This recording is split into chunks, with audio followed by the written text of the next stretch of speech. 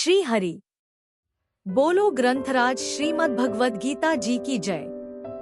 नमस्कार दोस्तों, आपका स्वागत है हमारे भगवद गीता के रहस्यों चैनल पर। आज हम अध्याय 6 श्लोक 42 पर चर्चा करेंगे, जहां भगवान श्री कृष्ण हमें आत्मा के पुनर्जन्म के महत्व और उससे जुड़े अद्भुत ज्ञान के बारे में बता रहे हैं। तो चलिए इस दिव्य यात्रा को शुरू करते हैं। पिछले एपिसोड में हमने श्लोक 41 पर चर्चा की थी, जहां भगवान श्री कृष्ण ने बताया कि कैसे योगी जीवन में आध्यात्मिक ऊंचाई प्राप्त करता है। आज के श्लोक में भगवान श्री कृष्ण यह बताते हैं कि किस प्रकार आध्यात्मिक साधना और पुण्य कर्मों का फल हमें अगले जन्म में उच्चतर आध्यात्मिक मार्ग पर ले जाता है। श्री परमात्मने नमः। गीता सुगीता कर्तव्या किमन्यः शास्त्र विस्तरया या स्वयं पद्मनाभस्य मुख पद्माद्विनीयः श्रिता। अथ ध्यानम्। शांताकारं भुजग शयनं पद्मनाभं सुरेशं विश्व आधारं गगन सदृशं मेघवर्णं शुभांगम। लक्ष्मीकांत कमल नयन योगिभिः ध्यान गम्यं वंदे विष्णु भव भयहरं सर्व लोकैकनाथम्। यं ब्रह्मा वरुणेन्द्र रुद्रमृतः स्तुन्वन्ति दिव्यैः स्तवैर्वेदैः सांग पद क्रमोपनिषदे गायन्ति यं सामगाः। ध्यान अवस्थित तद्गतेन मनसा पश्यन्ति या योगिनो यस्यान्तं न विदुः सुर असुरगणा देवाय तस्मै नमः। वसुदेव सुतं देव कंस चाणूरमर्दनम् देवकी परमानंदम कृष्ण वंदे जगद्गुरुम। भगवत गीता अध्याय 6 श्लोक 42। वैराग्यवान योग भ्रष्टों का ज्ञानवान योगियों के घरों में जन्म और पूर्व देह के बुद्धियोग को अनायास ही प्राप्त होने का कथन। श्लोक 42।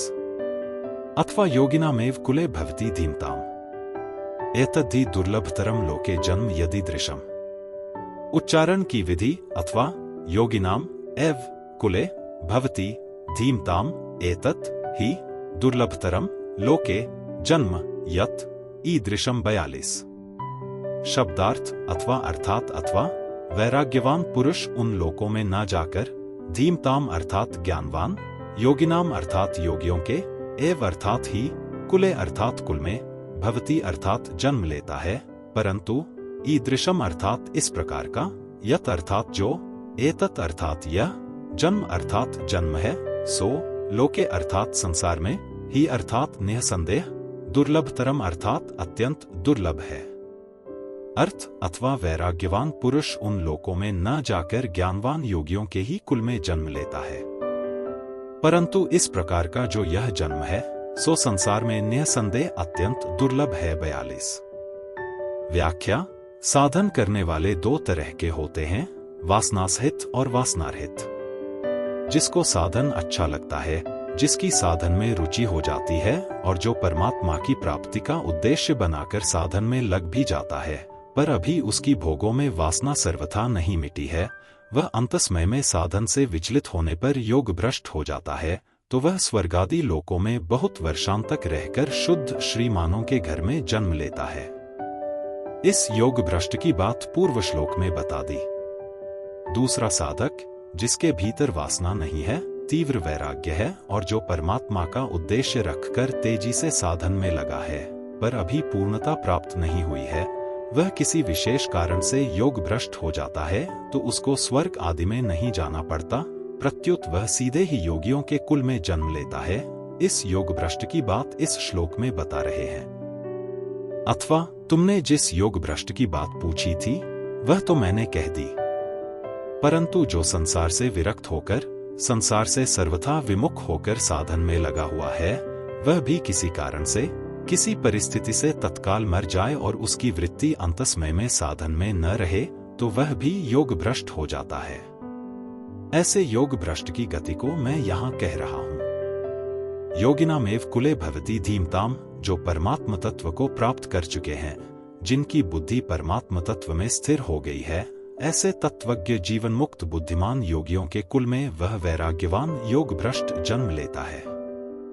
कुले कहने का तात्पर्य है कि उसका जन्म साक्षात जीवन मुक्त योगी महापुरुष के कुल में ही होता है, क्योंकि श्रुति कहती है कि उस ब्रह्मज्ञानी के कुल में कोई भी ब्रह्मज्ञान से रहित नहीं होता, अर्थात सब ब्रह्मज्ञानी ही होते हैं।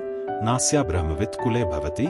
मुंडक 03 2 9 एतद्धि दुर्लभतरम लोके जन्म यदि दृशम। उसका यह इस प्रकार का योगियों के कुल में जन्म होना इस लोक में बहुत ही दुर्लभ है। यहाँ दुर्लभतर शब्द में तरप प्रत्यय देने का तात्पर्य है कि श्रीमानों के घर में जन्म लेने वाले और योगियों के कुल में जन्म लेने वाले, इन दोनों योग भ्रष्टों में से योगियों के कुल में जन्म लेने वाले का जन्म अत्यंत दुर्लभ है। तात्पर्य है कि शुद्ध सात्विक राजाओं के, धनवानों के और प्रसिद्ध गुणवानों के घर में जन्म होना भी दुर्लभ माना जाता है, पुण्य का फल माना जाता है। फिर तत्वज्ञ जीवन मुक्त योगी महापुरुषों के यहाँ जन्म होना तो दुर्लभतर बहुत ही दुर्लभ है, कारण कि उन योगियों के कुल में, घर में स्वाभाविक ही पारमार्थिक वायुमंडल रहता है। वहां सांसारिक भोगों की चर्चा ही नहीं होती। अतः वहां के वायुमंडल से, दृश्य से, तत्वज्ञ महापुरुषों के संग से, अच्छी शिक्षा आदि से उसके लिए साधन में लगना बहुत सुगम हो जाता है और वह बचपन से ही साधन में लग जाता है। इसलिए ऐसे योगियों के कुल में जन्म लेने को दुर्लभतर बताया गया है। विशेष बात, यहां एतत् और ईदृशम ये दो पद आए हैं। एतत् पद से तो तत्वज्ञ योगियों के कुल में जन्म लेने वाला योग भ्रष्ट समझना चाहिए, जिसका इस श्लोक में वर्णन हुआ है। और ईदृशम पद से उन तत्वज्ञ योगी महापुरुषों के संग का अवसर जिसको प्राप्त हुआ है, इस प्रकार का साधक समझना चाहिए। संसार में दो प्रकार की प्रजा मानी जाती है, बिंदुज और नादज। जो माता पिता के रजवीर्य से पैदा होती है वह बिंदुज प्रजा कहलाती है, और जो महापुरुषों के नाद से अर्थात शब्द से, उपदेश से पारमार्थिक मार्ग में लग जाती है वह नादज प्रजा कहलाती है। यहाँ योगियों के कुल में जन्म लेने वाला योग भ्रष्ट बिंदुज है और तत्वज्ञ जीवन मुक्त महापुरुषों का संग प्राप्त साधक नादज है। इन दोनों ही साधकों को ऐसा जन्म और संग मिलना बड़ा दुर्लभ है। शास्त्रों में मनुष्य जन्म को दुर्लभ बताया है, पर मनुष्य जन्म में महापुरुषों का संग मिलना और भी दुर्लभ है। एक दुर्लभो मानुषो देहो देहिना क्षण भंगुरः तत्रापि दुर्लभन मन्ये वैकुंठ प्रिय दर्शनम। श्रीमद्भा 011 2 29। नारद जी अपने भक्ति सूत्र में कहते हैं, महत संगस्तु दुर्लभोगम्योमोघश्च, अर्थात महापुरुषों का संग दुर्लभ है, अगमय है और अमोघ है। कारण कि एक तो उनका संग मिलना कठिन है और भगवान की कृपा से ऐसा संग मिल भी जाए तो उन महापुरुषों को पहचानना कठिन है। 2 जब द्रव्य दीनदयालु राघव साधु संगति पाइए। विनय पत्रिका 136 10। परंतु उनका संग किसी भी तरह से मिल जाए वह कभी निष्फल नहीं जाता।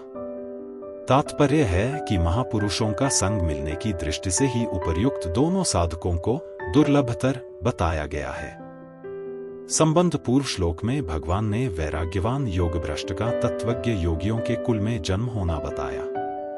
अब वहां जन्म होने के बाद क्या होता है, यह बात आगे के श्लोक में बताते हैं।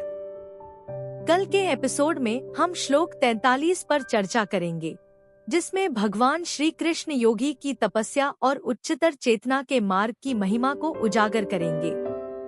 तो दोस्तों, यह था आज का श्लोक।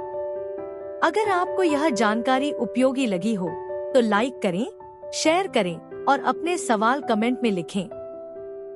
हमारे साथ जुड़े रहें और अगले एपिसोड के लिए सब्सक्राइब करना न भूलें। धन्यवाद।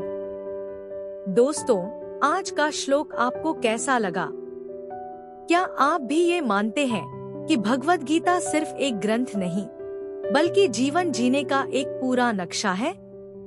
अगर हाँ, तो इस वीडियो को लाइक और शेयर करके अपनी सहमति जरूर बताएं। याद रखें, हर समस्या का समाधान हमारे भीतर ही है। भगवद गीता का ज्ञान हमें यह सिखाता है कि हम कैसे अपने भीतर की शक्ति को पहचान सकते हैं और अपने जीवन को सफल बना सकते हैं। कल मिलते हैं एक और रोमांचक श्लोक के साथ। तब तक के लिए अपना ध्यान रखें, और भगवद गीता की सीख को अपने जीवन में उतारते रहें। बोलो ग्रंथराज श्रीमद् भगवद गीता जी की जय। जय श्री कृष्ण।